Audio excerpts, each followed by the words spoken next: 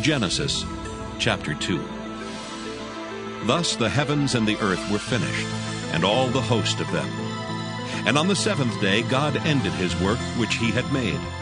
And he rested on the seventh day from all his work which he had made. And God blessed the seventh day and sanctified it, because that in it he had rested from all his work which God created and made. These are the generations of the heavens and of the earth when they were created, in the day that the Lord God made the earth and the heavens. And every plant of the field before it was in the earth, and every herb of the field before it grew. For the Lord God had not caused it to rain upon the earth, and there was not a man to till the ground. But there went up a mist from the earth, and watered the whole face of the ground. And the Lord God formed man of the dust of the ground, and breathed into his nostrils the breath of life, and man became a living soul. And the Lord God planted a garden eastward in Eden, and there he put the man whom he had formed. And out of the ground made the Lord God to grow every tree that is pleasant to the sight, and good for food, the tree of life also in the midst of the garden, and the tree of knowledge of good and evil. And a river went out of Eden to water the garden, and from thence it was parted and became into 4 heads. The name of the first is Pison. That is it which compasseth the whole land of Havilah, where there is gold. And the gold of that land is good. There is bdellium and the onyx stone.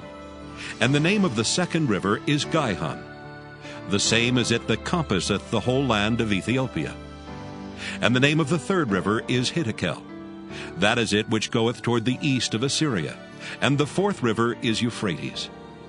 And the Lord God took the man and put him into the garden of Eden to dress it and to keep it.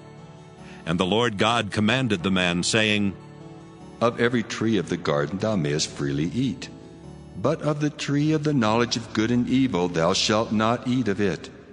For in the day that thou eatest thereof thou shalt surely die. And the Lord God said, It is not good that the man should be alone. I will make him an helpmeet for him. And out of the ground the Lord God formed every beast of the field, and every fowl of the air, and brought them unto Adam to see what he would call them. And whatsoever Adam called every living creature, that was the name thereof.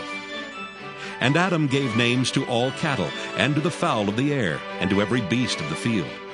But for Adam there was not found an helpmeet for him. And the Lord God caused a deep sleep to fall upon Adam, and he slept. And he took one of his ribs, and closed up the flesh instead thereof. And the rib, which the Lord God had taken from man, made he a woman, and brought her unto the man. And Adam said, This is now bone of my bones, and flesh of my flesh. She shall be called woman, because she was taken out of man.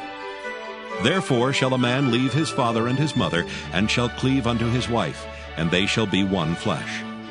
And they were both naked, the man and his wife, and were not ashamed.